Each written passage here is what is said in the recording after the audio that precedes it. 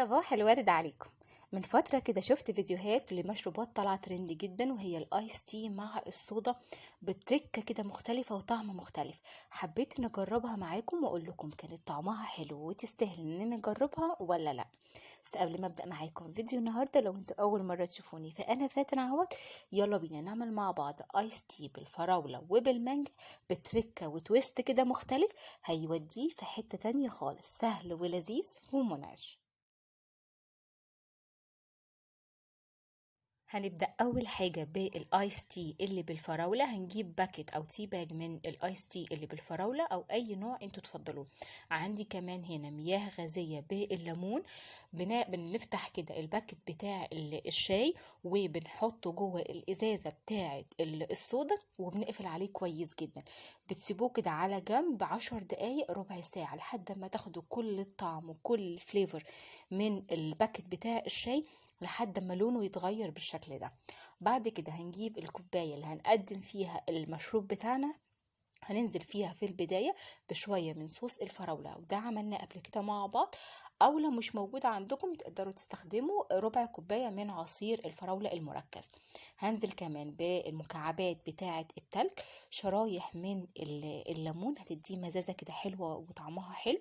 وعندي هنا كمان حبات من الفراولة، سواء الفريش او المجمدة تقدروا تستخدموها. بعد كده بننزل بالايس تي بتاعنا مع الصودا. بعد ما اتأكدنا ان احنا خدنا كل الفليفر والطعم كده منه، هنبدأ نفضي في الكوباية. وكمان انا ضفت هنا التي باج معاهم عشان ناخد برضو كل الطعم وكل النكهة اللي لسه موجودة. هزينه كده بشريحة صغيرة من الليمون، وممكن تزينه كمان بورق النعناع. بجد لازم تجربوه، طعمه لذيذ ومنعش ومختلف وتويست جديدة كده في الايس تي اللي احنا متعودين عليها. تعالوا بقى نعمل تاني حاجة معانا النهاردة، وهو الايس تي بالمانجا. عندي برضو نفس الفكرة، هنحتاج لصودا بطعم الليمون اي ماركة انتوا تحبوها. اهم حاجة احنا عايزين الصودا الشفافة اللي بطعم الليمون، وكمان معاها باكت من الايس تي بطعم المانجا. بنفتح برضو الازازة، بنعمل نفس الخطوة وبنحط الباكت بتاع الشاي جوه الازازة، وبتسيبوها برضو 10 دقايق تتنقع كويس جدا وناخد كل الطعم. طبعا تقدروا بقى في الايس تي ده تعملوا بقى بكل الفليفر اللي موجوده. هتلاقوا منه موجود بالخوخ، موجود كمان بالباشن فروت، موجود بالبلو بيري. في كل نوع تستخدموه. نستخدم الصوص او العصير معاه يكون من نفس نوع الشاي علشان تاخدوا الطعم المركز جدا.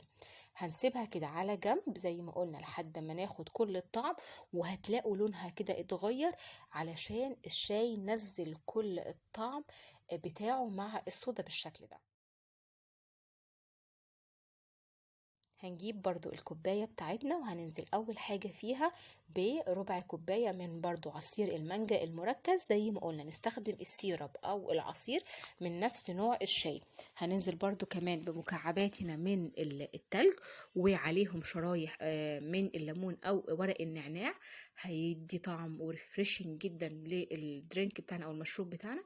وهننزل بعد كده بالايس تي بعد ما تنقع مع الصودا، هننزل بيه على عصير المانجا والتلج والنعناع.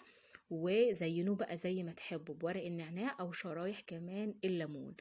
بجد الاتنين احلى من بعض، طعمهم مختلف جدا. احنا عملنا قبل كده اكتر من نوع موهيتو برضو بفليفر مختلف.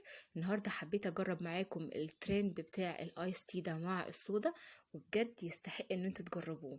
حلو جدا، منعش في فصل الصيف، والاهم طبعا كالعادة زي ما احنا متعودين انه مش بياخد وقت خالص في تحضيره، يا دوب ثواني. يا رب الفيديو يكون عجبكم وتجربوهم ويعجبوكم ان شاء الله. وقولولي كمان ممكن تجربوهم بنكهة ايه او بطعم ايه تاني. اشوفكم باذن الله على خير الفيديو الجاي، وصفات جاية. استنوا لسه عندنا حاجات كتيرة حلوة ومختلفة كالعادة. كنت انا معاكم فاتن عوض، اشوفكم على خير الفيديو الجاي والوصفة الجاية، والسلام عليكم.